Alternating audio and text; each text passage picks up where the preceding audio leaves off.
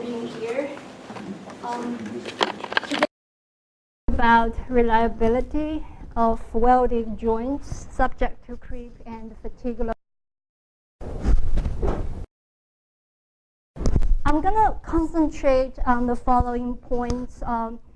First, I'm going to give a short introduction of continuous damage mechanics and the thermodynamic model. And then I will show the application of thermodynamic model to creep and fatigue tests. In the next section, I will show the statistical model and the application of Weibull distribution. And finally, I will just deliver the conclusions. So our lab has done failure analysis for glass fiber reinforced polyamide welded joints. For time being, I'm not going to show optical and SEM images here. I will just give the final remarks. Our observations suggest that the failure takes place in a very brittle manner at the small strain, and this process is accompanied by a formation of microscopic cracks and also the fiber separation from the bulk material. So therefore, the brittle micro cracks growth rather than like a conventional creep plays the major role in the damage growth.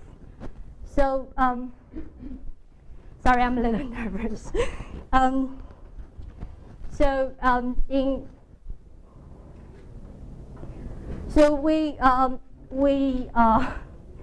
Good.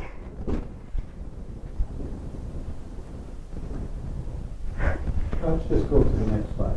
No. This is very important. I have to finish this. So, therefore, we come up some idea. I would say like we come up some idea following the framework of continuum damage mechanics, and following from now on, I'm going to call it CDM. So using the first, we introduced a damage parameter. Let's call it like a phenomenological damage parameter, omega here as a amplification factor for stress for engineering stress shown here. Due to the micro defects. Secondly, considering the thermal activation nature of the micro defects formation in the plastic, we carefully selected the iron type equation as the kinetic equation for damage growth. So that's the rate of damage growth expressed through this exponential function.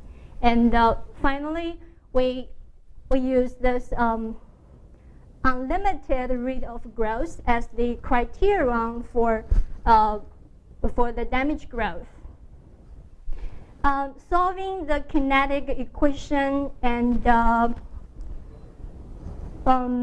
also introduce the special exponential integral function EI shows here. We finally arrived to this thermodynamic model. It's written here like log the time to failure is equal to activation energy plus this logarithm exponential integral function. I'd like to point out here the U and V. Those are the U is normalized activation energy and the V is normalized activation volume. They are normalized by the product of gas constant and absolute temperature. And also the sigma, the stress, is expressed through the damage parameter. We have performed tensile tests at various temperatures like 100 degrees Celsius, 120, and 150s. And also different ramp rates from 0.5 millimeter per minute to 50 millimeter per minute. And the purpose is to establish the temperature and the strain dependency of break strength. From this plot, you can see the higher the temperature is, the lower the break strength.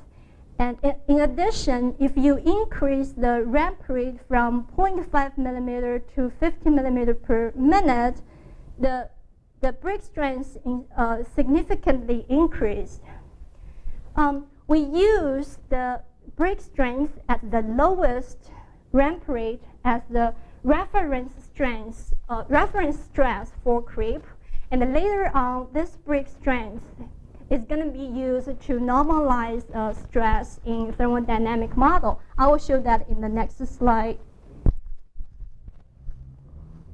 So the advantage of normalizing stress is that it allows you present the temperature and the stress dependency of time to failure in this master curve.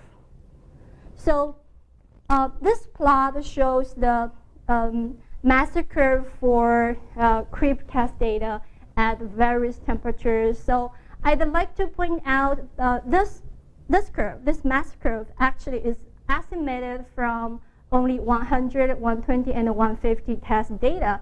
So in that sense, I would say 80-degree test data is more or less like a validation example. Seems like the master curve well captured the average time to failure, despite the typical large scatter of creep tests. So you can see here. We have done the same procedure on fatigue test. So here comes the master curve, and those are test data. Again, the normalized activation energy and normalized volume also estimated from the test data. Seems like the scatter is a little bit smaller than the creep test, and the normalized activation energy and the volume are also smaller. Since the thermodynamic model shows a very good agreement in average with the complete set of experimental data, however, it doesn't account for like the typical scatter of test data, especially for creep tests, like what we just saw in the previous slide. And on the most controlled and well-reproducible processing conditions, we found from SEM analysis a noticeable variation of glass fiber distribution from point to point within the welded joints. So this is going to definitely affect the basic mechanical properties, and most of all, the strength and the toughness. So this fact it triggers the thought of probabilistic modeling. So we choose 3-parameter Weibull distribution just for the fact that the fracture initiates at the the weakest point. It means the time to failure at this point is the shortest time along a set of failures. It also means anytime below that point, no failure occurs. Due to that reason, the location parameter T sub minimum is selected as the observed shortest time to failure, and the shape and scale parameters are evaluated from mathematical expectation and coefficient of variations. But one thing is worth pointing out is that this mean value, it's not just take the average of time to failure we observed in the test. It's actually from the thermodynamic model prediction. So if you recall, this is what this master curve gave us. Okay, so you plug in that prediction into this mathematical expectation, and this is the coefficient expression. So you solve these two equations, that's how you got the shape and the scale parameters. Again, for time issue, I'm not going to go through the details and the procedure of this determination. So using the 3 Weibull distribution parameters, we can compute the reliability function, which is defined as a probability of no failure before time t. So you can see it's actually a function of the time t and the stress and also the Weibull distribution parameters. Hopefully by now we have some necessary knowledge, and then I can move to the final results.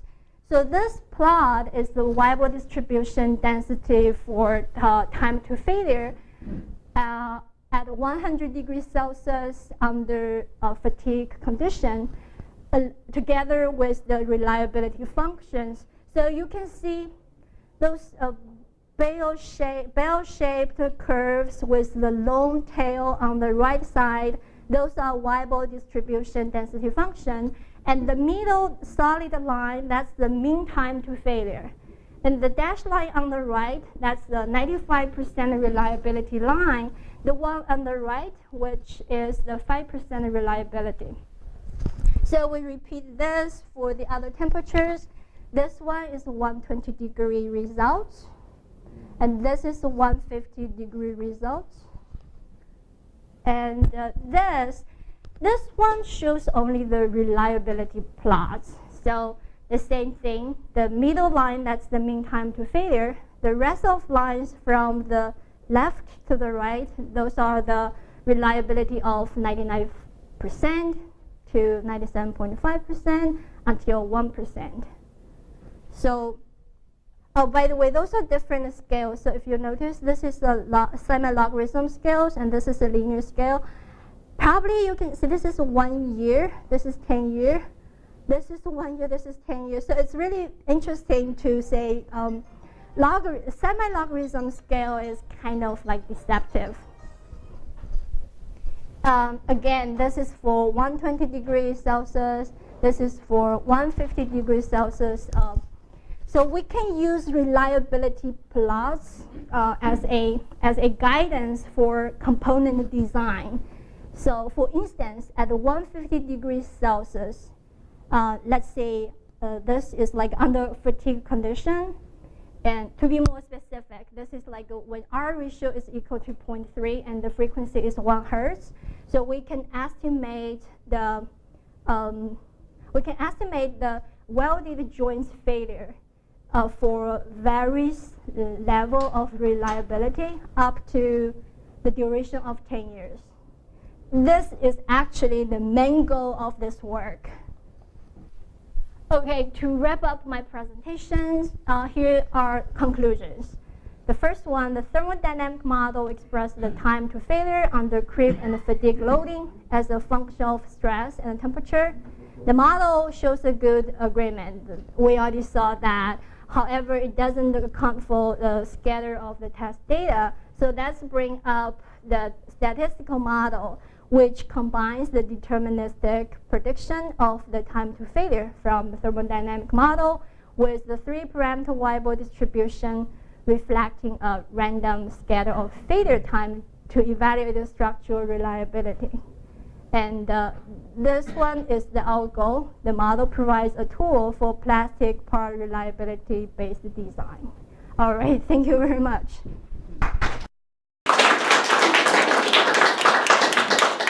So questions between us and lunch. So we'll keep them short.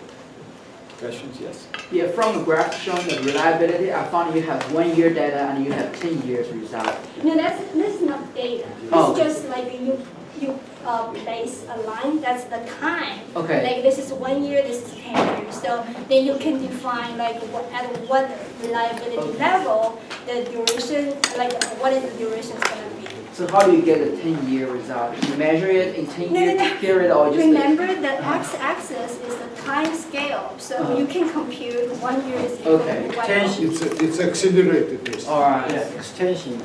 So the test was much shorter. Yeah. I have just a quick question, and that is that often with polymers, particularly semi-crystalline polymers, the structure can also change with time as well as temperature. How did you check that you had the same material at the end of your accelerated test as you did when you started? So, interesting question. This is like more like you A bit of a tough question. Professor answer this question. It's a tough question. It's like you have to consider like the degradation of the material with the. Well, for example, changes in the crystallinity, the Yes. shape of the crystallinity, exactly. the densification, the time. Now, these are all important parameters that affect the material, the constituent material parameters that you would put into your model. You cannot make any prediction without a model for aging. Correct. You need to add aging. I think this you must just